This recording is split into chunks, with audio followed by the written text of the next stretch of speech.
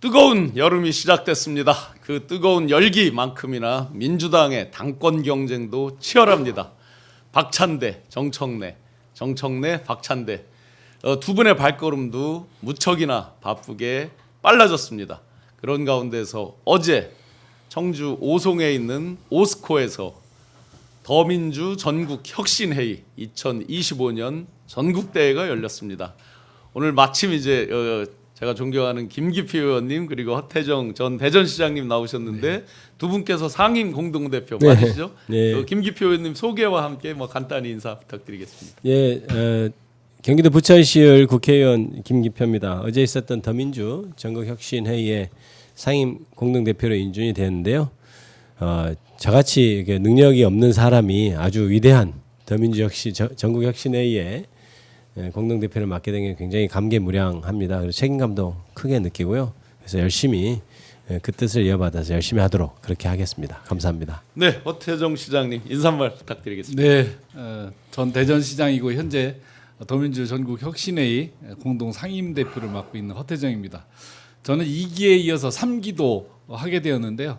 아마도 2기 대표 중에서 제일 못하는 사람 골라서 한 번 더 열심히 하라고 네. 기회를 주신 것 같습니다.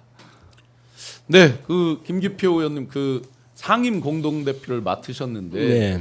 우선 더민주 전국혁신회의 많은 분들이 알고 있지만 간략하게 한번 소개 어떤 단체고 어떤 조직이다라고 한번 기본 소개 부탁드리겠습니다. 더민주 혁신회의가 지금 생계 2023년 6월 4일 네. 그러니까 공교롭게도 우리 이재명 대통령이 이제 당선 확정된 그 날로부터 2년 전에 그러네요. 설립됐는데요. 지금 벌써 3기째를 맡고 있고 이재명 대통령을 지키고 그다음에 국민 주권을 실현하고 당원 주권을 실현하기 위해서 그때부터 만들어져서 지금 민주당의 정책을 적극 지지하고 이런 외곽 단체로서 가장 잘 조직되고 가장 개혁적인 성향의 단체다 이렇게 제가 소개해드릴 수 있겠습니다. 네, 그러면 어떤 그 마음으로 더민주 혁신의 그 전국 상임 대표를 맡게 되셨는지.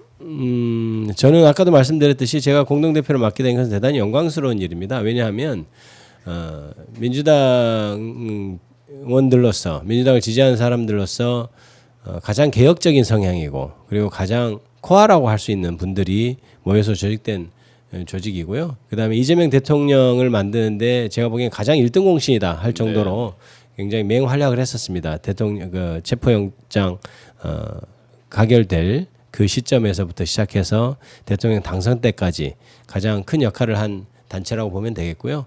가장 선명한 개혁적인 성향을 가지고 있는 단체이기 때문에 앞으로도 이재명 대통령 시대에 있어서 성공한 이재명 대통령 시대 그리고 국민 주권 시대를 앞당기는데 가장 또 큰 역할을 할 것으로 그렇게 기대하고 있고 또 새로운 정부 이재명 정부가 또 계속해서 개혁적인 성향으로 나아갈 수 있도록 뒤에서 든든하게 뒷받침해 줄 수 있는 그런 단체다. 그렇게 생각해서 당연히 저는 너무나 영광스럽게 맡았습니다. 네, 허 시장님께 더민주 혁신 3기는 어떤 의미로 다가옵니까? 이제 3기는 그 2기까지 과정은 이재명 대표 체제를 수호하고 또 윤석열과 맞서 싸우면서 대선 승리를 이끄는데 천병 역할을 했다고 한다면 이제 3기 때에는 이재명 정부의 성공을 위해서 외곽에서 열심히 응원하고 또 더불어서 당의 민주화, 당원 주권 중심의 당을 만들어 나가는 데 있어서의 그런 역할들도 우리 더민주 전국혁신회의가 앞장서서 하는 그런 당원 주권 시대의 역할이 매우 큰 단체가 바로 혁신회의다 이렇게 말씀드리겠습니다. 어제 제가 현장에서 보면서 깜짝 놀랐습니다. 그 오스코 그 넓은데 안 빌렸으면 어디 갈 뻔했나 싶을 정도로 막 관광 버스가 막 저희도 처음에 거기 제가 가봐서 아니까 거기 굉장히 큰데 어떡하지 이런 걱정을 하고 갔는데 막상 가서 보니까 자리가 없을 정도로 꽉 차 있고 또 더군다나 또 당 대표 후보님 두 분이 다 오셔갖고 이게 꼭 전당대회 같은 뜨거운 열기였습니다. 어제 저도 전당대회 온 느낌이어서 그래서 제가 생각했던 것보다 더 규모도 크고 그래서 놀랐습니다. 두 분께서 사자우를 통하시면서 그 어떤 대표 후보로서 나선 여러 가지를 결심을 하셨는데 어쨌든 기존에 이제 더민주혁신에서는 이재명 정권 창출에 네. 정말 가장 선봉해서 기여를 하셨는데 이제 새로운 정부가 오면서 앞으로 할 일, 역할 이런 게 좀 바뀔 것 같거든요. 기존에 보면 왜 옛날 DJ 대통령 때 연청인가요? 이런 네. 이제 단체들이 있었고 막상 집권을 하게 되면 이제 역할을 바꾼다든지 아니면 어떤 단체는 또 해산, 해체를 하기도 하고 여러 이제 형태로 진화, 분화를 하게 되는데 더민주혁신 3기에서는 어떤 새로운 각오로 이렇게 새롭게 진행을 하시는지요? 사실 이재명 정부가 지금 수행해야 될 여러 가지 일 중에서 국민 주권 시대 그러니까 개혁적인 것을 계속해서 실행해 나가는 그런 어떤 과제가 있지 않습니까? 네.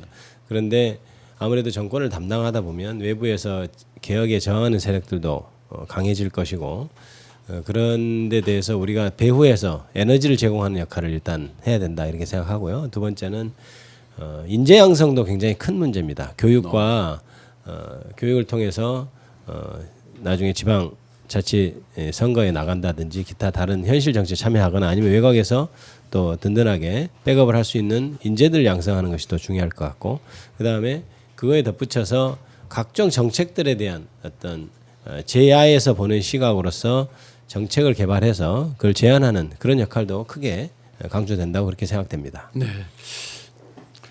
광역 지자체장을 역임을 하셨잖아요. 네, 그렇습니다. 더민주혁신에서도 아무래도 내년도에 이제 주축으로 왔던 분들이 많은 그 광역 지자체 또 기초지자체에 도전을 할 것 같거든요. 네네. 그러면 이제 그런 부분에서 뭐 우리 멤버만 어떻게 될까요? 이러면 또 반발이 있을 수도 있고 여러 가지가 있을 텐데 내년도 지자체 선거 등등을 준비하는 어떤 더민주혁신의 어떤 준비 내용이나 입장 이런 게 있으실 것 같거든요. 이재명 정부의 성공을 위해서 우리 혁신회의가 존재하기도 합니다. 네. 이재명 정부가 성공적으로 가기 위해서 첫 번째 시험대가 내년 지방선거라고 생각이 됩니다. 대중적인 선택을 제대로 받아야 이재명 정부의 개혁 과제들이 더 힘이 실리고 그래서 5년 동안 힘있게 나아갈 수 있거든요. 그러려면 지방선거를 반드시 승리로 이끌어야 되는 것이 또 이재명 대통령의 과제이기도 하고 그 역할에 우리 혁신회의도 매우 중요한 몫을 갖고 있다라고 생각이 됩니다. 물론 혁신회의 멤버들 중에 많은 분들이 풀뿌리 민주주의에 도전할 것으로 보여지는데요. 네. 이분들이 당원 주권 시대를 잘 만들어 가면서 또 선수로도 뛰고 네. 그래서 그 좋은 성과를 바탕으로 또 이재명 정부의 힘을 실어주는 그런 역할도 우리 혁신회의 회원 개개인들이 할 것으로 보고 우리 혁신회의도 또 힘껏 응원할 생각입니다. 네. 아래로부터의 혁명을 그야말로 이제 더민주혁신이 선봉에서 많이 실천을 해줬는데 또 그렇게 정권 성공까지 기여하도록 그렇게 해주신다는 건 너무 좋고요. 혹시 어제 뭐 행사 시작 전이나 이런 때 임원회의 같은 거 하셨잖아요. 네. 새롭게 뭐 결정된 사항들이 어떤 중요한 것들이 어떤 것들이 있습니까? 전체 이제 사전에 회의하면서 앞으로 3기가 어떻게 이끌어져 갈 것인가에 대해서 대강의 얘기를 나눴고 그다음에 운영위원회에서 공동대표들 추천하는 그런 절차가 필요했기 때문에 그 모임이 또 반드시 필요했죠. 그런데 저희들이 앞으로 3기를 진행해 나가는 데 있어서 아까도 얘기했지만 인재 양성 부분에 있어서 저는 굉장히 큰 방점을 좀 찍고 싶다 네. 이런 생각을 하는 것이 지방선거나 선거를 앞두고 당에서 하는 교육들도 있고 네. 그런데 저희 자체적으로도 여러 가지 그런 프로그램을 돌릴 수 있지 않나 이런 얘기도 되고 했는데요. 그건 구체적으로 우리 공동 대표들이 상의를 해서 앞으로 의논해 나가면서 실행할. 그러니까 단순한 조직 차원이 아니라 미래를 준비하는 그렇죠. 그 대한민국의 리더들을 양성하는 어떤 그렇죠. 교육 프로그램 이런 것들이 이제 많이 준비가 되겠네요. 정책 개발도 하고 예. 그런 얘기 대강 얘기들을 나눴고요. 이제 구체적인 것은 이제 지도부가 구성되고 새로 출범을 하게 됐으므로 그거에 대해서 향후 더 논의를 할 생각입니다. 네. 자료 화면이 준비됐는지 모르지만 어제 행사장에서도 이제 박찬대, 정청래 박찬대 두 분께서 아주 사자우를 토하면서 일종의 이제 공약처럼 말씀하신 것들이 있습니다. 한가위 그 명절 연휴 되기 전에 검찰 개혁을 완성하겠다. 두 분이 거의 공이 그렇게 공약을 하셨고 또 이진숙 빵진숙이라고 많이 별명이 있는데 이진숙 방통위원장도 그만 봐야 되지 않겠습니까 하고 이제 이렇게 공약처럼 말씀도 주셨는데 검찰 개혁 두 대표 후보께서 이제 말씀 강하게 약속을 해주셨는데 어떤 방향으로 어떻게 전개될 걸로 예상하십니까? 뭐 이재명 대통령 시대를 만든 국민들의 최대 염원은 검찰 개혁일 겁니다. 그래서 앞으로 당 대표도 그 부분을 방점을 찍고 어제 연설을 네. 강력한 연설을 하셨는데 그만큼 당원들과 국민들의 기대가 크다 이렇게 보여집니다. 예, 예. 혁신을 하려면 뭐 크게 몇 가지를 나눌 수 있지만 첫 번째는 검찰 내에 이 윤석열 쿠데타 친위 세력들, 네. 부역한 세력들을 과감하게 도려내는 것이 제가 볼 때는 1번일 것 같습니다. 두 번째는 제도적인 개혁을 통해서 앞으로 검찰권을 남용하거나 그걸 통해서 정치에 개입하는 것들을 원천적으로 차단하는 그런 제도적 장치를 마련하는 것이 매우 중요하다. 과거에 안기부 국정원이 정치에 깊이 개입하면서 이 문제들을 해결하기 위해서 국내 정보 수집을 차단했지 않습니까? 네. 그러하듯이 검찰에 대한 대대적인 수술을 하는 것이 1, 2단계로 진행돼야 될 것으로 봅니다. 네. 검찰에 몸을 담은 적이 있으셔도 더 검찰 개혁 이런 부분이 새롭게 다가오실 것 같은데요. 네.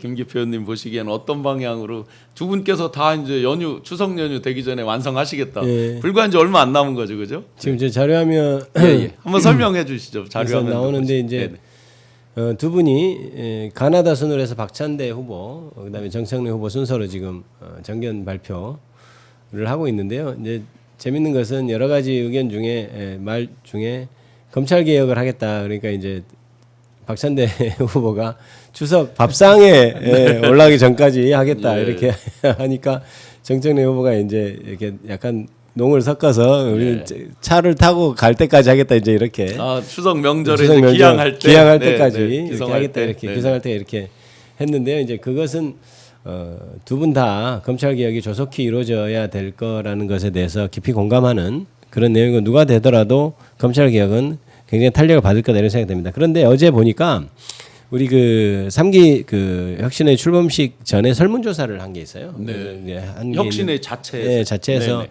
우리 혁신회의에서 가장 큰 어젠다로 가져가야 될 게 무엇인가에 대해서 논의했는데 저는 굉장히 독특했던 내란 종식은 당연히 이제 1위고 그다음에 두 번째, 세 번째가 검찰 개혁 그런 것 같은 공권력 어떤 개혁, 그다음에 언론 개혁 이런 것들이 주어서 오히려 민생이나 이런 것보다는 그런 검찰이나 이런 개혁 문제가 더 선순위에 있는 것을 국민들이 더 혁신회의에서 지금 예. 혁신회의에서 그렇게 여론조사를 한 건데 이렇게 혁신회의 멤버들이 일단 검찰 개혁이나 언론 개혁 등 기존의 어떤 기득권의 권력을 어떤 개혁하는 것 이것을 가장 큰 어떤 과제로 삼고 있는 것을 느꼈고 그래서 검찰 개혁은 그런 것에 의해서 탄력을 받아서 잘 될 것 같다 이런 생각이 들고요. 그게 전반적으로 앞으로 혁신회의가 어떻게 나가야 되는 것에 또 하나는 뭐냐면 뭘 할 거냐, 뭘 이뤄낼 거냐에 대해서 주류 교체가 가장 또 높았어요. 주류 교체. 예, 주류 교체 어떤 술 말고. 예.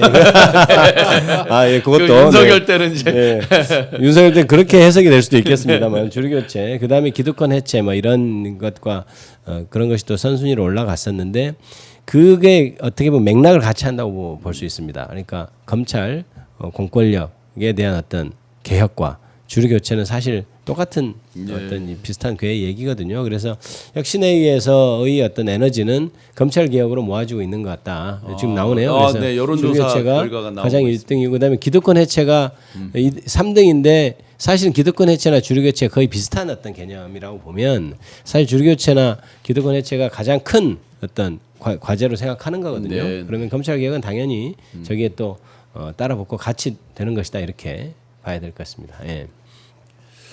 네, 그 이제 검찰 개혁 등등에 대한 것들 또 지금 조은석 특검이 조사하는 거 좀 이따 여쭤보기로 하고요.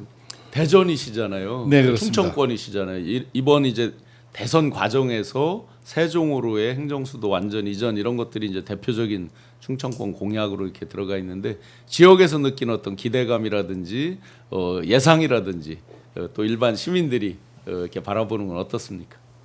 이제 워낙 그 지방이 경쟁력을 점점 잃어가고 또 특히 인구 소멸에 대한 위기감들이 많다 보니까 그 대안으로서 충청권에서는 사실 행정수도 이전이 지역 발전에 매우 중요한 요소라고 보고 있고 그 기대가 매우 큰 것은 우리 신 교수님도 잘 알고 네, 계신 충청권 전체가 그렇죠. 그렇습니다. 사실은. 그래서 우리 이재명 대통령께서도 이제 청와대 소위 대통령실을 세종으로 옮기는데 당장 하기에는 어려우니 일단 청와대를 보수해서 쓰면서 세종 시대를 열겠다라고 말씀을 하셨고 그거에 대한 비전을 좀 더 구체적으로 내놓으시면 신뢰를 더 얻을 수 있는 사안이 아닌가 싶고요. 실제로 제가 지역에서 정치를 오랫동안 해보고 지방자치도 해보면 수도권에 계신 분들은 서울 중심으로 막 돌아가니까 뭔가 좀 바쁘고 일이 많고 그런 데 비해서 지역은 사실은 굉장히 위기감이 있거든요. 첫 번째가 인구가 감소하잖아요, 당장. 두 번째 일자리가 줄어들고 지역의 활기가 떨어지니까 앞으로 어떻게 경쟁력을 가져갈 건가에 대한 걱정들이 많은데 우리 이재명 대통령께서 후보 시절에 말씀하셨던 국가 균형 발전에 대한 그런 확고한 신념들을 정책으로 구체적으로 좀 보여주신다 한다면 신뢰가 더 높아질 것으로 보여지고요. 충청도에는 그러한 행정수도 이전, 네. 특히 청와대 이전을 구체적으로 계획을 세워주는 것이 꼭 필요하다 봅니다.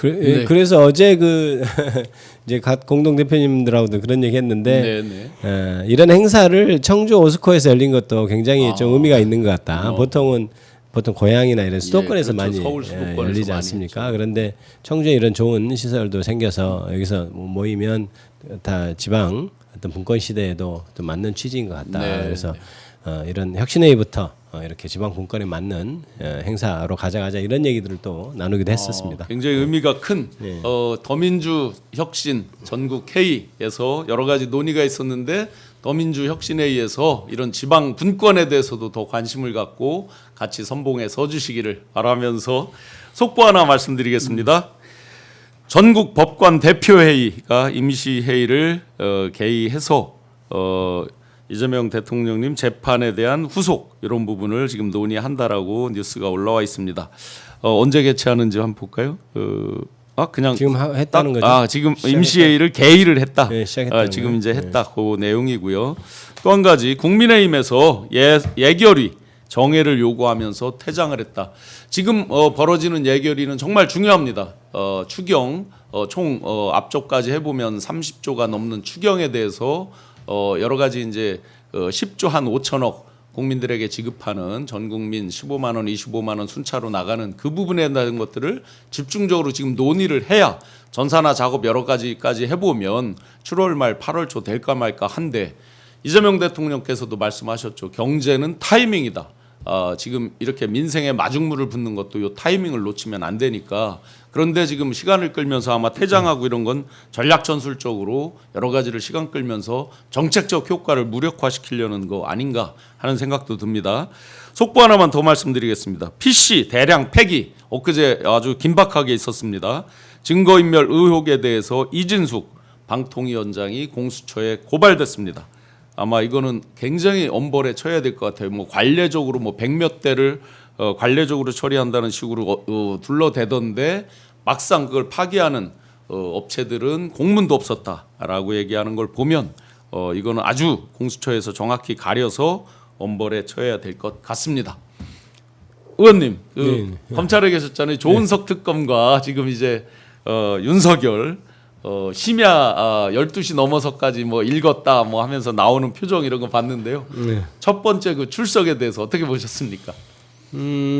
저는 지하로 출석하게 해달라 이렇게 기싸움을 할 때 결국은 지상으로 출석할 거다 이렇게 사실 예상을 했었습니다. 아마 조은석 특검은 제가 좀 개인적으로 같이 근무한 적이 있어서 그분의 이제 어떤 그 성향이나 이런 걸 아는데 절대 그걸 물러설 분은 사실 아니어서 아마 버틸 거고 일단 체포영장이 청구되고 발부되는 과정에서 내가 나갈 테니까 발부하지 말아주세요 했을 때 어떤 그 하는 태도를 보니까 기싸움에서 이미 밀리고 있어서 아마 조은석 특검이 지상으로 오세요 하면 나올 거다 이렇게 생각했는데 이제 과연 그렇게 됐더라고요. 그런데 이제 윤석열 전 대통령 측에서는 할 수 있는 구사할 수 있는 기술이 결국 시간 끌기거든요. 생때 써서 시간 그렇죠. 끄는 시간 거. 끌기인데 바로바로 조사에 응하고 그 조사가 끝나면 바로 영장이 청구될 거를 알기 때문에 최대한 시간을 끄는 전략으로 나올 것이 저는 이제 진술 거부하지 않을까 이런 생각했는데 오히려 진술 거부하면 또 구속영장이 쉽게 더 발부될 수 있는 어떤 빌미를 주니까 아마 그거는 선택하지 않은 것 같고. 그건 제가 농담인데 네. 이거 하고 싶어갖고 안 될 거다. 잘안 묵힌거리 좀 이렇게 조금 찌르기만 해도 말할 거다. 저도 그렇게 생각을 합니다. 그런데 그렇게 해서 그때 토요일 날이죠. 그러니까 새벽까지 했던 실제 시간은 조사 시간 5시간인데 한 15시간 이상 들어가 있을 때 특별히 조사된 게 없는 것 같고. 뭐 밥 먹는 시간, 생떼 쓰는 그렇죠. 시간 네. 빼면 실제 조사 사실 시간 조사 시간이 얼마 안 되죠. 오히려 읽는 시간이 더 오래 걸린 것 그래서 같아요. 이제 그게 좀 예측이 되는 그런 상황이고 저쪽에서는 이제 어떻게든 7월 1일 날 지금 다음 조사 예, 예. 일정을 잡았는데 나온다 만다 아직 말이 없습니다. 나와야 될 겁니다. 안 나오면 아마 조은석 바로 체포영장 청구할 것 같아요. 예, 그러니까 예. 거기에 또 응해서 나올리라고 생각합니다. 그 체포영장이 거나 뭐 아산병원으로 간다든지 뭐 이런 일 없을까요? 그러면 그래도 체포영장 들고 아마 갈 겁니다. 똑같이. 조은석 특검의 네네. 성격상 그래서 그걸 알 것이기 때문에 아마 출석하리라고 생각되고요. 7월 3일 이후에 출석하겠다는 것은 너무 억지죠. 예. 보통은 조사받고 그 다음날 거의 새벽에 나오더라도 조사가 끝나지 않으면 그 다음날 출석을 하라고 합니다. 9시는 좀 심하니까 그러면 예를 들어 한 2시쯤 나와라라든가 그렇게 하는데 지금 시간을 좀 충분히 줬지 않습니까? 하루 쉬도록 해서 줬는데도 못 나오고 7월 3일 이후에 나오겠다고 한 것은 그건 보통의 절차에서는 잘 안 보이는 현상이거든요. 그래서 그건 억지다 이렇게 볼 수 있겠습니다. 나오는 장면 보셨죠, 시장님 새벽에? 네. 저는 사실 그때 다른 방송에서 그 시간에 이제 전화 인터뷰를 하면서 실제 화면으로 봤는데 그래도 가까이서 저는 많이 본 입장에서 아, 이 양반이 완전히 그 긴장하고 쫄았구나라는 걸 느끼는 멘탈이 게 흔들리고 있는 게 본인이 보여요. 자신 있을 때는 이렇게 직접 항상 보거든요. 네. 이 본인이 자신 있을 때는. 근데 계속 이렇게 먼 데를 보고 나오더라고요. 나올 때부터. 근데 카니발 딱 타고서는 완전히 그 허공을 바라보는 그 장면이 아, 이거 완전 멘탈 나갔구나. 저는 그렇게 느꼈습니다. 아니, 어떻게 보셨어요? 실제로 뭐 이게 그 윤석열 같은 사람들이 이 강한 자 앞에서는 좀 약한 체하고 예. 또 약한 자 앞에서 엄청 강한 체하고 아주 예, 전형적인 그런 스타일인데 그럼에도 불구하고 요즘 그 표정 보면 이렇게 약간 멍한 듯한 그리고 이렇게 누군가를 정확하게 그 응시를 못하는 이런 네. 것은 이미 멘탈이 거의 흔들리고 붕괴된 상황인 거지. 그러니까 그렇죠. 상당히 좀 수세적으로 대응을 하고 있는 게 이미 보여서 이미 이제 소위 말해 우리 그 싸움으로 따지면 기가 이미 꺾인 네. 게임이 끝난 것 같은 예봉이 그런 느낌을 딱 꺾여서. 보이는 거죠. 예. 어떻게 막아낼 건가만 이제 남은 거지 본인한테. 빨리 안 보였으면 좋겠어요. 그래 진짜 근데- 댓글에 보면 예. 정말 지금 시장님 말씀 같은 그런 댓글이 정말 많거든요. 보면 근데 이제 밥 먹다가도 짜증 얼마나 나지 몰라요. 보고 있으면. 들어가고 나오는 것도 보기 싫다. 왜 그런 제가 지금 글도 걸어 다니고 많아요. 있는 거야 이런 겁니다. 그렇죠. 모든 국민들이 그렇게 생각하는데 아마 윤석열 전 대통령은 그럴 겁니다. 보통 그런 이제 얘기가 있거든요. 처음에 구치소 들어갈 때 약간 잘 모르고 들어가는데 그 다음에 두 번째 구속될 것 같으면 더 큰 공포를 느낀다고 합니다. 왜냐하면 자기가 그걸 경험을 했지 않습니까? 그러니까 하기 전에는 조금 약간 더 이렇게 더 기고만장이라고 그럴까요? 뭐 표현이 정확하게 생각 안 나는데 그렇게 하다가 막상 그걸 겪으면 두 번째 들으면 그게 기억이 나서 이제 아마 윤석열 대통령이 지금 진짜 현실로 내려왔을 거예요. 내가 지금 이게 소환되네. 자기도 수사해봤잖아요. 네네. 소환되네. 그러면 영장 청구될 거고 난 또 들어갈 것 같네. 이러면 저희 보통 그 어떤 정신을 차리기는 좀 쉽지 않은 상황이다. 이렇게 보여집니다. 지금이 그러면 의원님 말씀대로 보면 공포감이 거의 극에 달해 극에 달해 있죠. 요번에 들어갔다가 바로 구속영장이 떨어질 수도 있는 거잖아요. 그래서 통상은 그 조사를 받고 보통 한 번 조사를 받잖아요. 예. 한 번 조사를 받고 영장 청구하고 발부되기까지가 가장 그 극도의 그 어떤 긴장하는 그런 시기거든요. 근데 지금 본인이 의도를 해서 더더욱 지금 조사 기간을 늘리고 있잖아요. 네. 굉장히 그 마음의 고통은 더 늘어날 겁니다. 그래서 지금 정신적 멘탈이라고 표현하는 정신적으로는 굉장히 고통스러운 상태일 거다. 그러니까 밤에 잠도 잘 못 자지 않을까 싶습니다. 예. 첫 번째 그 구속됐을 때는 경호원들이 옆에 있고 사실은 거의 교도관 이런 부분 내부는 잘 모르지만 뭐 경호원들이 있으니까 막상 전화를 하려면 뭐 경호원 거 빌려서라도 하고 뭐 했을 수 있었을 거 아니에요. 뭐 저희가 보진 못했어도 그런데 지금 말씀 들어보니까 요번에 들어가면 진짜 이제 뭐 거의 일반적이랑 뭐 차이가 없을 것 같아서 교도소를 가는 거에 대한 상당한 공포가 첫 번째 있을 거고 두 번째로는 이제 점점 사람들이 떠나가. 아, 네, 그렇죠. 네. 예. 점점 네. 누군가 네, 네. 전화해도 안 받아. 네네. 이제 혼자가 되고 있는 이미 지금도 그렇다고 그런 하네요. 상태로 이제 가고 네. 있는 거예요. 그러니까 자기한테 목숨까지 바칠 것 같던 사람들이 가서 이제 딴 얘기를 하기 시작해. 네. 그러면 그동안 숨겨져 있던 이건 무사하겠구나라고 생각했던 것들이 이제 공포로 다시 다가오는 거예요. 예. 저것까지 까발려지면 어떡하지? 오. 이런 거에 대한 총체적인 불안감. 아, 쟤는 내가 믿었는데 내가 다시 들어가면 쟤들이 변심해서 나를 또 공격에 그렇죠. 처하겠구나. 그 공포가 훨씬 더 커지기 시작했을 네. 겁니다.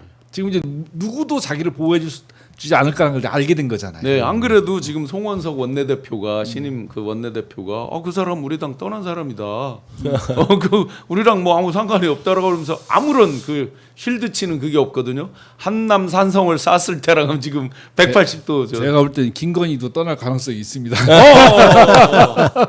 김건희도 그렇죠. 지금 지금 뭐 이익 공동체로 뭉쳐진 집단인데 네, 저 그래 사람들이 왔죠, 그동안. 이익이 끝났잖아요.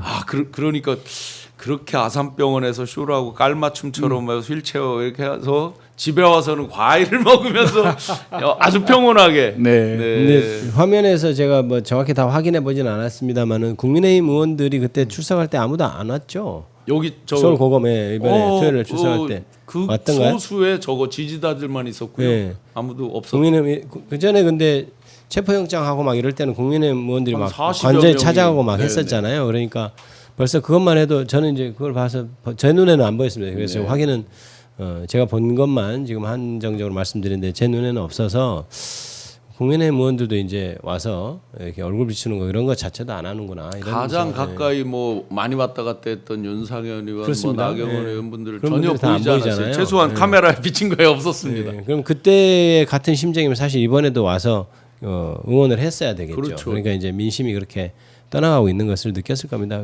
올바르게 지적하신 것 같습니다. 예. 그러면은 향후에 이제 국힘도 전당대회를 할 테고 지금 민주당은 이제 한참 축제의 장으로 이렇게 가고 있는데 그들이 이제 윤심파리는 더 이상 이렇게 하지를 않겠네요. 예상해 보면. 대권 후보 때까지는 그 영향력이 살아 있으니까 네네. 계속 뭐 집에도 찾아가고 윤석열 파리도 하고 이러면서 그 대권에서의 어떤 영향력을 가져갔지만 이제 지금 이재명 정부 상황에서는 계속 그 내란과 관련된 새로운 뉴스들이 생산되고 그러면서 정말 나쁜 놈이구나라는 것이 확인되기 때문에 네네. 이제 더 이상 윤석열과 손잡고 윤석열을 지지해서 자기 세력을 끌고 가기는 어려워진 거거든요. 네네. 그러면 이제 이미 손절은 이미 시작됐고 앞으로 정치적인 영역에서 어떻게든 윤석열과 안 엮이려고 하는 것이 더 강해지기 때문에 네. 이제 스스로 살아남아야 되는 문제가 된 거죠. 예. 요 댓글에 수많은 분들이 지금 함께 하시고 계신데 뭐 주변 사람들 서정욱 변호사도 언급을 하고 크크크 해서 아마 다 떠나가고 있어서 정말 빛의 속도로 손절하는 그런 모습들을 보고 있습니다. 근데 제가 지난 그 대선 직후에 만났던 사람들은 황당한 얘기를 해요. 41.15를 얻으니까 졌지만 잘 싸웠다 하고 자기들 그 심리적인 위안을 삼고 막 그러더라고요. 그러니까 제가 지난 선거 때 다녀보면 이 충청도 사람들은 자기 편을 적극적으로 안는 사람들이잖아요. 네. 그러니까 그런 면에서 좀 저도 좀 놀라웠던 게 이분들이 뭐 누구를 지지한다는 구체적으로 표현하지 않지만 쿠데타는 저거 잘못한 거지. 네. 내란 세력에게 또 나라를 맡길 수는 없지. 이런 거에 대한 이야기는 누구나 쉽게 이야기하고 그 윤석열의 그런 내란에 대해서는 다 부정적으로 인식하고 있는 것을 보았기 때문에 아마도 지금은 더 그것이 강화됐을 겁니다. 네. 지금 그 우리아님께서 지기현보다 심우정이 더 미워요. 심우정도 영연팩에 담았으면 좋겠어 이렇게 했는데 이번에 이제 그 공수처에 고발돼 있던 심우정 총장 사건이 이제 특검으로 가더라고요. 네. 특검에서 이런 것들은 어떻게 처리를 할 것 같습니까? 내란 특검의 수사 대상은 사실상 내란과 관련된 거의 모든 사건에 대해서 할 수 있는 것으로 지금 규정이 네. 돼 있기 때문에 심우정 총장의 그 어떤 그동안의 과정에서 보여줬던 모습에 대해서도 충분히 수사가 돼야 될 거고요. 그게 지금 공수처에는 수사할 역량이 조금 부족하죠. 네. 그동안 여러 가지 많은 사건들이 지금 쌓여 있고, 근데 그걸 또 내란 특검이 있는 마당이니까 당연히 내란 특검에 옮겨서 집중적으로 수사하는 게 맞고요. 그 팀이 하나 꾸려져서 정확하게 수사를 할 것으로 보이고 그 내막 그때 당시 어떻게 용산과 연결이 돼 있었는지 이런 것들이 다 파악이 될 것으로 저는 생각됩니다. 철저한 수사가 필요하죠. 네네. 지금 방송 중에 당 대표에 출마하신 정청래 의원 전화가 와서 제가 못 받았습니다. 그렇습니까? 제가 공식적으로 양해를 왜냐하면 어제 이제 현장에서 뵀는데 그 인터뷰를 막 정신없이 가셔서 그 저희가 하려고 이제 미리 저기를 했다 못했거든요. 그래서 양해를 구하고 죄송합니다. 지금 전화도 못 받아서 죄송합니다. 생방송의 묘미군요. 네, 생방송의 묘미로 제가 공식적으로 사과를 드립니다. 네. 근데 요번에 이제 특검에서 그 새로운 혐의로 국무회의에 참석했던 사람들에 대한 그 업무 방해 이런 것들을 추가해서 하더라고요. 그러면 저희 그냥 짧은 소견에는 기존의 직위원 재판부에서 하는 거를 계속해서 하면 어떤 구속 추가 구속이나 이런 게 약해질까봐 새로운 것들을 하는 건가 이런 생각이 드는데 그 부분은 어떻습니까? 저는 내란 특검에서 있는 대로 최대한의 어떤 범죄 사실을 뭐 발굴이라 그럴까요? 어떻게 다 확인할 겁니다. 왜냐하면 지금 현재 직위원 재판부가 재판을 하는 속도로 봐서는 단지 이번에 구속시킨다고 해서 6개월 만에 끝낼 수 있게 지금 재판을 하고 있지 않아요. 그래서 가장 중요한 해결책은 재판부를 사실 바꾸는 겁니다. 그래서 그동안 박근혜 전 대통령이나 이명박 전 대통령 때 했던 것처럼 일주일에 아마 2.5회 정도, 2번이나 3번 정도 이렇게 속도를 내도록 해야 되는데 그게 안 될 경우에까지 대비를 해서 그 많은 범죄 사실 저지른 것에 대해서는 모두 다 이렇게 수사를 해서 하나하나 따로따로 기소를 한다는 이런 방책을 세워야 된다. 그렇게 놓고 본다면 이번에 지금 기소를 위해서 소환한 거 외에도 다른 많은 범죄 사실들이 수사가 될 것이고 지금 국무위원들에 대한 직권남용 권리행사 방해 이것도 그런 일환으로 모두가 다 수사의 대상이 될 것이다 이렇게 저는 예측하고 있습니다. 네, 그러면 이제 국무위원들에 대한 직권남용 이 부분 말고도 또 여러 가지 이제 새로운 사실들 지금 그렇습니다. 막 기존에 이제 경찰 단계에서 했던 것들, 그러니까 국수본에서 한 거, 뭐 공수처 한 거 여러 것들이 이제 다 지금 취합돼 있어서 새로운 사실이 많죠, 그죠? 지금 재판 기소된 거 외에도 그렇죠. 이 지금 내란을 하기 위해서는 사실상 모든 단계에서 적어도 직권남용 권리행사 방해죄는 다 성립할 수 있거든요. 각자의 어떤 그 직역을 맡고 있는 어떤 사람들에 대한 직권남용 권리행사 방해가 성립될 수 있어서 그것만 다 범죄 사실로 하더라도 많은 범죄 사실이 있을 것이고 그 외에도 거기에 또 따르는 각종 범죄들이 또 달려올 것으로 그렇게 생각이 됩니다. 네. 내란 특검팀에 대한 일반 우리 시장님 주변의 분들이나 이런 저기 평가는 어떻게 보통 평가들이 어떤가요? 잘하고 있다. 처음에는 왜냐하면 임명할 때 뭐 찬반 양론처럼 뭐 여러 의견들이 있었습니다. 그런데 이제 초반부터 여러 가지 그립을 잡고 드라이브를 하다 보니까 지금 박수가 많은 편인데 시장님 주변에서 보시는 그 분들의 평가는 어떻습니까? 특히 충청도 분들. 뭐 충청도를 떠나서 일반 우리 시민들이나 당원들도 이번 특검이 좀 또 철저하게 해서 좀 확실하게 사실 규명도 하고 좀 명확한 사실관계에 의해서 좀 처벌도 정확하게 해서 다시는 이런 일이 일어나면 안 된다. 그러려면 좀 조은석 특검이나 이런 데서 좀 더 세게 나가야 된다. 이렇게 이야기들을 많이 하죠. 지금보다도 더 세게 한다. 네네. 왜냐하면 우리가 지금 현재 언론을 통해서 알려진 그런 그 쿠데타의 과정, 내란의 과정만 보면 매우 제한적이기 때문에 실제로는 보여지지 않은, 드러나지 않은 관계들이 훨씬 더 많을 거라고 예측들 하잖아요. 네. 이런 것들을 좀 파헤쳐서 좀 명명백백하게 사실관계를 좀 증명하고 또 이 사람들에 대해서 엄벌을 해야 다시는 역사를 이런 비극이 반복되지 않는다. 네. 이런 생각을 하고 있기 때문에 좀 더 강하게 하기를 원하고 있고 어허. 제일 큰 불만 중에 하나는 뭐 법적인 요건은 모르겠지만 왜 직위원 판사 같은 사람이 계속 이 재판을 끌고 가고 있느냐라는 그러게 말입니다. 이게 다른 불만들이 영역이지만 정말 큽니다. 예, 정말로 그에 대한 불만과 불안도 있어요. 또 이상한 짓을 언제 할지 재판부를 좀 모르니까. 교체할 방법이 없습니까? 이제 이미 하자가 많은 사람이잖아요. 네. 추가 기소해서 아마 이제 기피 신청이나 이런 절차를 밟게 될 거고 아마 또 대법원에 지금 지기현 판사에 대해서 윤리감사관실에서 조사하고 있는 것도 있고. 네, 그건 그것이- 참 그것도 벌써 뭐 술집을 갔네, 네, 마네, 네. 뭐 갔는데 술은 안 먹고 사진만 찍었네 그건 하는데. 정말 말이 안 되는. 근데 그 윤리감사관실 그게 벌써 나온 지가 이제 한 2달 가까이 돼가는데 네. 말이 없어요 그 뒤에. 대부분이 아직 그 입장을 밝히고 있지 않아서 곧 더 이상 입장을 밝히지 않는다면 그걸 조속하게 촉구해야 되는 것들을 저희들이 해야 될 것 같고요. 그 결과는 제가 추측한데는 그거는 명확한 사실이라고 저는 보고 있거든요. 그래서 윤리감사관실에서 제대로 조사한다면 지기현 재판부는 교체될 수 있지 않겠나 이런 생각을 하고 있고요. 일단 내란 특검은 기본적으로 속도감에 있어서 효능감을 보여주고 있다 이런 생각이 듭니다. 김용현 전 국방부 장관이 지금 곧 나오게 생겼다고 해서 사실 난리가 났잖아요. 맞아요. 또 네. 지금 윤석열도 돌아다니는데 김용현까지 나오면 어떻게 그 하느냐. 뒤로도 또 군인들 줄줄이 그렇죠. 또. 줄줄이. 네. 그런데 바로 내란 특검에서 후다다닥 해서 기소를 했잖아요. 그래서 그걸로 또 영장을 예. 받아서 지금 6개월 구속이 돼 있는 상태고 그다음에 윤석열 전 대통령에 대해서도 경찰이 한 체포 출석 요구서 3번 한 거 네. 그걸 그대로 이어받아서 바로 체포영장 청구해서 예, 네.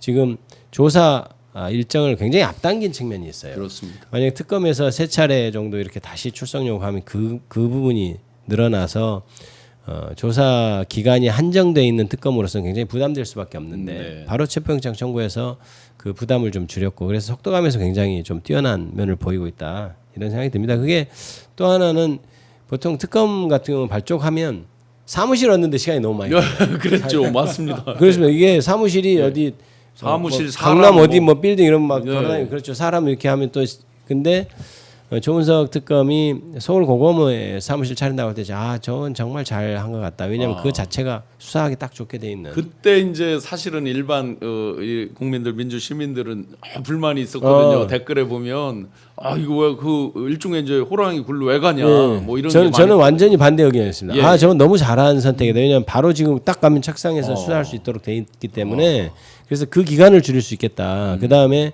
수사에 최적화되게 지어진 건물이지 않습니까? 네, 검찰청이. 그러니까 다른 일반 어떤 오피스 건물하고는 좀 차이가 있죠. 그렇죠. 네. 그래서 뭐 김건희 특검도 열심히 하고 있습니다만 김건희 특검은 다른데 이렇게 건물 이런 것 때문에 조금 더 늦어지는 경향이 있는 걸로 봐서는 내란 특검의 처음에 선택이 아주 잘 된 것이다 이렇게 생각하고 또 있습니다. 김건희 특검은 어떤 긴박성 측면에서 보면 지금 내란 특검이 가장 이제 네, 그렇죠.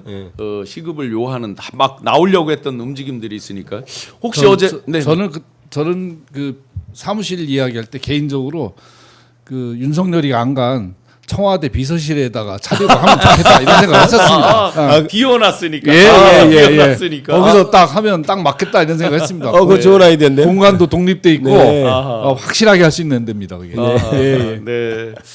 그 엊그제 MBC 혹시 보셨어요? 스트레이트 어제 저녁에 그 뭐 무인기를 북에 보내서 네. 외환을 유치하려고 했다. 사실은 굉장히 충격적으로 봤거든요. 저도 국회에 이제 증인 출석했을 때 그 사령관도 보고 했는데 드론 작전 사령관인가요? 근데 아직도 그 사람이 그 자리에 있다고 하고 뭐 불이 난 거에 대해서도 아직 그 당시 창고에 불 난 것도 소명이 안 되고 그랬는데 외환을 유치한다.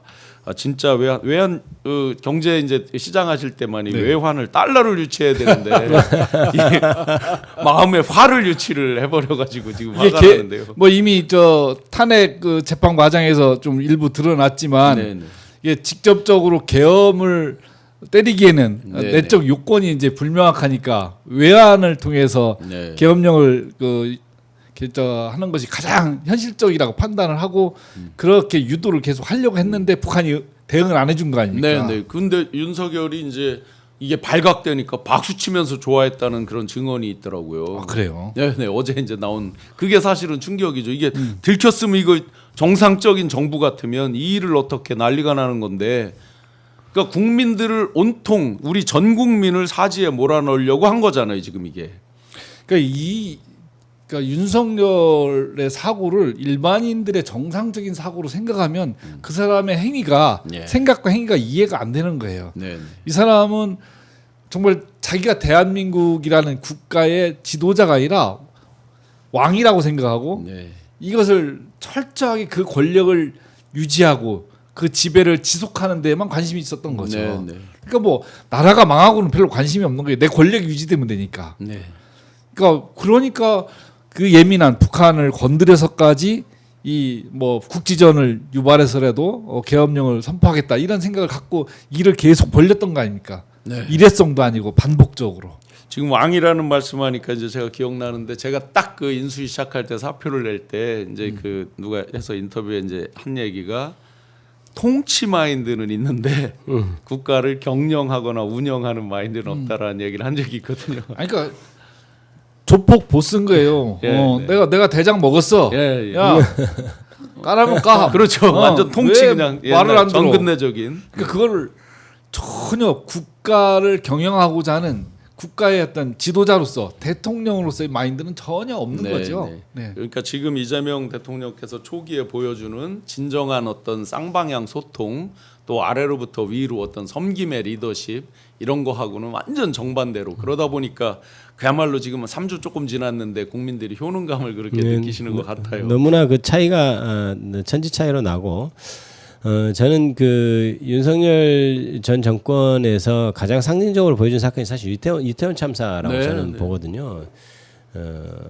어떻게 됐든 간에 국민이 159명인가요? 지금 희생자가 그렇게 됐는데 그렇게 사망한 사건이면은 일단 기본적으로 대통령이라고 하는 사람이 거기에 슬퍼하고 그 아픔을 같이 하는 모습을 좀 보여줘야 되고 당연히 그래야 되는 것 그렇죠. 아니겠습니까? 자기하고 이렇게 같이 국민들의 아픔을 같이 아파하고 했는데 전혀 그런 것을 못 보여줬지 않습니까? 리본도 거꾸로 그렇죠. 달고 영정도 없는데 가서 그냥 빈데 가서 저거 그러니까 전혀 그러니까 국민과 숭배하고. 공감하지 않는 사람이기 때문에 자기의 어떤 권력을 유지하기 위해서는 전쟁을 일으켜 사람들이 몇십만 죽고 해도 몇만 죽고 해도 크게 개의치 않아 했을 사람이라는 거죠. 정말로 만약에 김정은 측에서 네. 뭐 오판이 아니죠. 그게 그렇죠. 사실은 자기들도 오면 쏴야 될 거 아니에요. 그렇죠. 원칙적으로는. 그런데 만약에 그렇게 돼서 국지전이 일어나면 계엄을 해제하기가 국회에서 굉장히 애매해졌을 거예요. 그러니까 그래서 저는 그 너무나 이제 그때 거기 북한이 가만히 있었던 게 좀 다행인 게 네, 네. 만약에 조금이라도 총이나 쏘고 했으면은 이런 전시 상황인데 왜 계엄을 해제하느냐라고 하는 반대 의견도 있었을 거고 그렇다면 이제 전쟁을 핑계로 나중에 김건희 통일 대통령 시대까지 우리가 맞아요. 그 볼 뻔했습니다. 볼 제가 뻔했죠, 진짜. 그거 그 너무 착각을. 끔찍한 그런 게 현실이 될 수 있었다. 네. 그래서 뭐 2시간 만에 개몽을 했니 뭐니 이런 얘기를 하지만 사실 진짜 하늘이 도와서 그렇게 계엄 해제되고 이렇게 극복이 됐지. 정말 조금만 자칫 잘못했으면 정말 김건희 대통령 시대를 볼 뻔했다 우리가 이런 그런 아찔함이 있습니다. 지금 이 김건희 통일 대통령 시대를 말씀하시는데 진짜 저도 그 아찔함과 그 다음에 이들이 일반 정상인의 사고가 아닌 걸로 막 하잖아요. 이 부분을 저는 인정하면 안 된다고 봅니다. 약간 이들이 점점 더 확신범처럼 자꾸 네네. 코스프레를 하는 것 네. 같아요. 뻔히 알면서 기왕 베린몸 이판사판이다 하고 자꾸 확신범처럼 하는 게 이제 혹시라도 뭐 윤석열이 이제 사형 무기징역 이렇게밖에 없다 하지만 김건희 이런 사람들 입장에서 혹시 형이 좀 감경되는 뭐 그러니까 우울증이다 뭐 이런 것들도 있고 자꾸 확신범처럼 무슨 종교적 확신범 이런 저기들 왜 군에 뭐 안 가고 하는 뭐 이런 것처럼 마치 그런 코스프레에 대해서는 인정하면 안 된다라고 생각을 합니다. 속으로는 뻔히 다 알고 있다. 자기들의 재상을 덮으려고 벌인 일. 제가 느끼기엔 그렇습니다. 그러니까 이 사건이 과연 그동안 이제 군사 쿠데타뿐만 아니라 네. 국정을 운영해오는 3년의 과정을 놓고 볼 때 이게 윤석열 대통령 개인 내 한 사람의 판단이었을까? 네. 그리고 계엄령도 윤석열과 김용현 둘이 해서 한 사건이었을까? 깊이 들여다보면 수많은 사람과 수많은 사건들이 연결되어 있을 것이고 그것을 파헤쳐서 규명하는 것이 특검이 해야 될 가장 중요한 일 중에 하나라는 거죠. 네. 그렇게 해야 윤석열 개인이 이 처벌받는 게 아니라 그와 관련된 세력들을 제거하는 것이 걷어내는 것이 제일 중요한 일이다라고 저는 네, 보고 네. 그 중심에 오히려 윤석열보다는 김건희가 있는 게 아닌가 이런 생각도 들어요. 네, 네. 실제 국민은 뭐 그렇게 믿고 비화폰 쓰면서 국정원장한테 뭐 전화도 하고 문자도 하고 막 했으니까. 아니 잘 아실 거 아니에요. 네. 어느 정도였을지 대충. 그렇습니다. 네. 그 말씀을 제가 이어받아서 좀 더 제 의견을 말씀드리면 일단 기존에 윤석열 전 대통령이 기소된 것은 내란죄 아닙니까? 네. 내란 수개로 이제 기소됐는데 특검이 오기 전에도 내란숙 이미 기소됐지만 사실 특검이 해야 될 일은 이 기소된 내란숙의 죄가 어떻게 더 구체적으로 조금 더 이렇게 조각도에서 이렇게 칼을 파듯이 잘 이렇게 가려내야 된다. 그러니까 지금까지 드러난 사건은 아주 이렇게 아직 좀 덮여 있는 부분이 많은 것 같고 그래서 더 선명하게 이렇게 파내야 된다. 이런 생각이 들고요. 두 번째는 외환유치, 외환죄, 뭐 일반 이적이 되니 외환죄가 되니 그건 법리적인 얘기니까 조금 넘어가더라도 이렇게 무인기를 동원해서 이렇게 도발을 유도하려고 했던 것이 전혀 수사가 제대로 되고 있지 않은 것 같다. 그러면 이 부분을 특검이 또 중점적으로 다뤄야 된다. 그다음에 마지막으로 이게 가장 중요한 것인데요. 사실 저는 김건희 씨가 여기에 깊이 관여했을 거라고 저는 믿고 있습니다. 네네. 그러면 이 김건희 씨의 관여가 정말 정확히 드러나도록 수사해야 된다. 네네. 이게 앞으로 내란 특검이 해야 될 과제라고 저는 생각하고 있습니다. 저는 제가 창원지검 조사받은 것과 그 뒤로 뭐 제출한 자료 그리고 다른 그 당시의 흐름 이렇게 봤을 때 아주 깊게 관련됐을 거라고 저는 네. 추정을 합니다. 저 윤석열 전 대통령 혼자 저걸 결정하고 결정할 사람이 아니다. 네. 그래서 뒤에서 누군가 저는 김건희 씨라고 보고 있는데 네. 김건희 씨가 개입했을 것이 이렇게 믿고 그리고 있습니다. 그거 수사돼야 되죠. 지금 이제 보석인가로 나와 있는 김봉식 당시 서울청장이 왜 가족사라고 네. 말한 부분이 아주 그 깊게 관련돼 있는 거에 증거 그런 그렇죠. 예 그렇게 말할 저는 수밖에 그게 그 말이라고 없었습니다. 생각하고 있습니다. 저도 네네. 그렇게 생각하고 있습니다. 네. 속보 하나만 한두 가지 말씀드리겠습니다. 내란 특검에서 윤 전 대통령 측 의견서 접수 이렇게 지금 제목이 그렇습니다. 아마 이제 1일 날 나와라. 오전 9시까지 나와라라고 통보를 하니까 경찰 조사 공정성을 문제 삼고 또 출석 일자에 대해서 뭐라 이제 적어서 아마 의견서를 낸 모양입니다. 저건 아마도 7월 1일 날 지금 출석 통보를 했는데 이러이러한 사정 때문에 어렵습니다.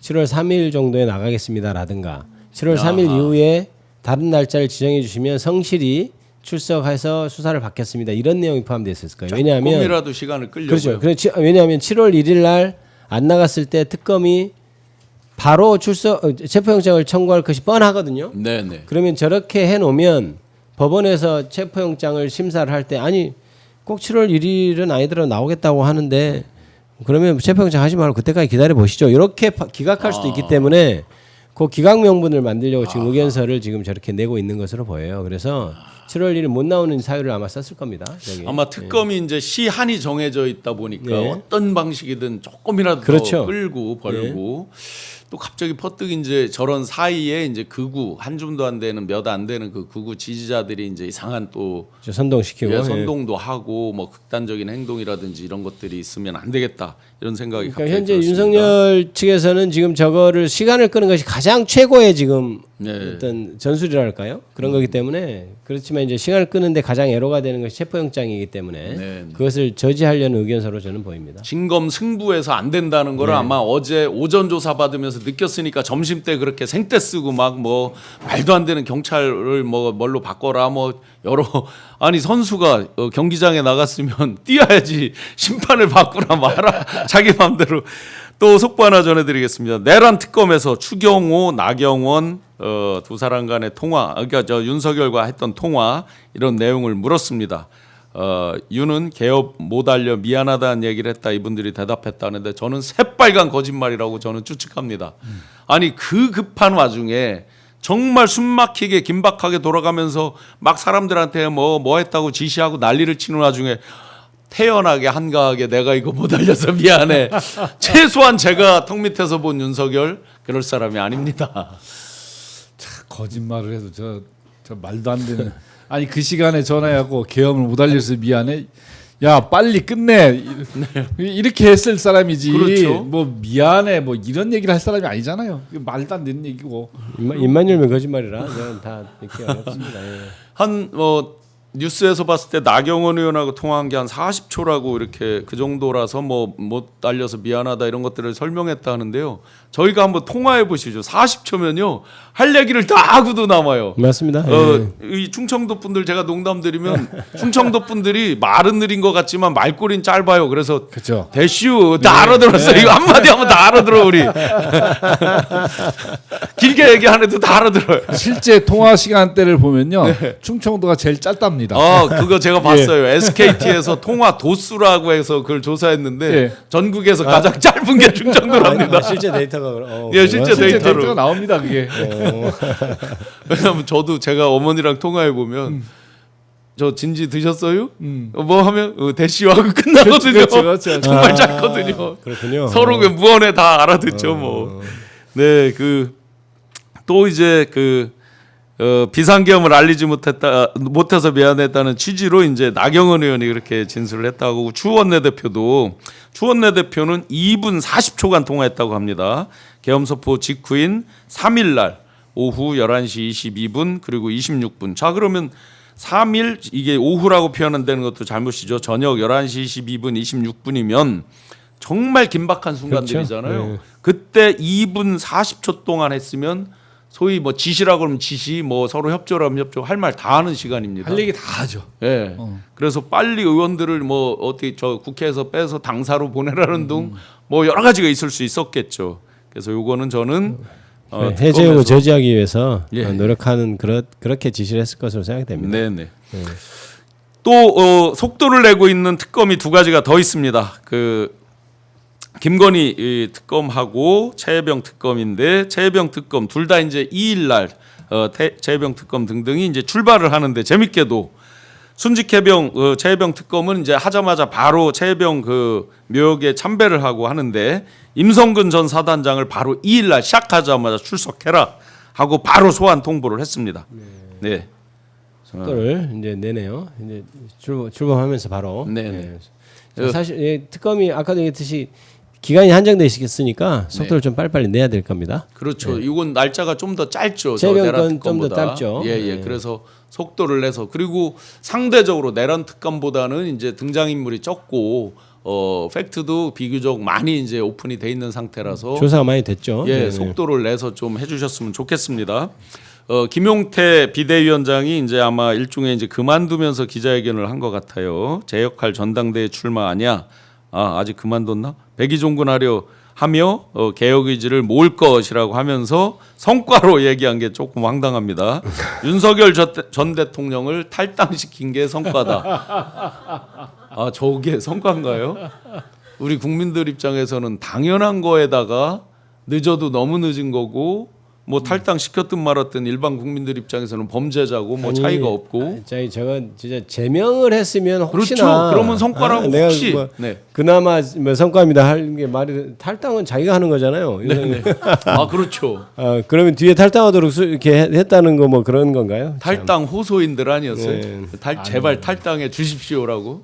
뭐 말하기 전에 본인들이 대선 과정에서라도 전 의원들이 국민들 앞에 석고 대자하고 네. 했어야죠. 그걸 통해서 정말 건강한 보수로 새롭게 태어나기 위한 완전히 전면적인 개편을 하면 또 네. 모를까. 지금 상황에서 무슨 탈당이 성과라고 말하는 거죠. 저거 얘기하고 보니까 성과가 어이가 없네요. 없다 이런 말 정말 하는데 없나 제가 봐요. 성과가 네, 없습니다. 네. 정말 이렇게 없는가 봐요. 얘기하는 것 같아요. 우리아님께서 큰 성과 올렸네, 제 얘기를 뭐 하고 아주 그냥 다 혹평이시네요. 저게 뭐야, 어휴, 그냥 다들 정말 한숨 나오는. 그런데 어쨌든 최혜병 특검에서 시작하자마자 바로 임성근 사단장부터 부른 건 아주 강한 의지를 표명한 것 같다. 좋습니다. 우리 김기표 의원님과 허태정 전 대전시장님 함께하고 있는데요. 마무리 말씀으로 우리 시청자 여러분들께 인사, 그리고 더민주혁신 아까 초두에 다뤄봤는데 또 공동 대표로서 앞으로 임하는 각오 등등 인사말 마무리 부탁드리겠습니다. 예, 이재명 대통령 시대, 국민주권 정부 시대를 맞이해서 대통령 한 사람이 얼마나 이 나라를 다르게 또 변화시키고 개혁시킬 수 있는가를 우리는 잘 보고 있습니다. 그래서 저희 더민주 전국혁신회의도 이재명 대통령 시대의 성공을 위해서 열심히 노력하겠습니다. 국민 여러분께서도 이재명 대통령 계속 이렇게 응원해 주시고요. 잘할 수 있도록 성원해 주시기 바랍니다. 감사합니다. 네, 시장 우리 김기표 의원님은 제가 여기서 방송도 또 여러 차례 이렇게 같이 하고 했는데요. 시장님 뭐 간만에 오셨으니까 지역민들에 대한 인사까지 더민주혁신뿐만 아니라 그렇게 인사 부탁드리겠습니다. 네, 요즘 시민들을 만나보면 불과 한두 달 전과 다르게 얼굴 표정이 밝아진 걸 느낄 수 있습니다. 그만큼 그동안 오랜 시간에 걸쳐서 윤석열 정부 하에서 특히 내란 정국 하에서 국민들이 받은 고통이 컸다는 것을 알 수 있는데요. 이제 앞으로 내란이 완전히 종식되고 한 발 더 나가서 이재명 정부가 성공 시대를 열어나갈 수 있도록 우리 혁신회의도 최선을 다해서 함께 해 나가도록 하겠습니다. 더불어서 당원 주권 시대를 우리 당에 정착시킬 수 있도록 혁신회의가 또 앞장서서 일해 나가도록 하겠습니다. 대전 시민 여러분들 열심히 또 지역 발전을 위해서 함께 하겠다는 말씀 드리고요. 오늘 또 이렇게 좋은 기회, 좋은 만남 주셔서 감사합니다. 네, 정영성님께서 허태정 시장님 항상 응원합니다. 이렇게 팬도 김기표 의원님 진짜 20대 대통령 재임 기간 정정해요. 2024년 12월까지로 이렇게 아마 그 저기로 그 호칭 때문에 이제 그런 적인가 봐요. 아니면은 그 재임 기간 같은 것들을 바꿔야 된다. 저것 때문에 아마 탄핵당하고 해서 그 기간이 이제 3년이 안 된다는 느낌으로 주신 것 같아요. 네, 그런 네, 건의 사항을 또 써주셨네요. 그러네. 아이고, 네, 네. 네, 그렇습니다. 양창환님께서 국힘당은 해체가 답이라고 주셨는데 한 언론 제목이 기억이 납니다. 해체할 힘도 없는 당. 왜 대선은 자기들이 젖잘싸 41.1을 얻었다고 잔치를 얘기하면서 지금 정당 지지율은 20%밖에 나오지 않는지에 대해서 국민 앞에서 정말 겸허하게 받아들이고 정말 진정한 국정 운영의 양날개라고 한다면 지금 추경에 의한 민생 지원금 이런 것들이 조속히 마중물로 부어질 수 있도록 함께 국민을 위해서 선정을 베푸는 파트너로 함께 해주시면 좋겠습니다. 오늘 두 분 더민주혁신의 공동 상임 대표 두 분과 함께했습니다. 김기표 의원님, 허태정 대전시장님 진심으로 감사드립니다. 고맙습니다. 감사합니다. 네, 고맙습니다.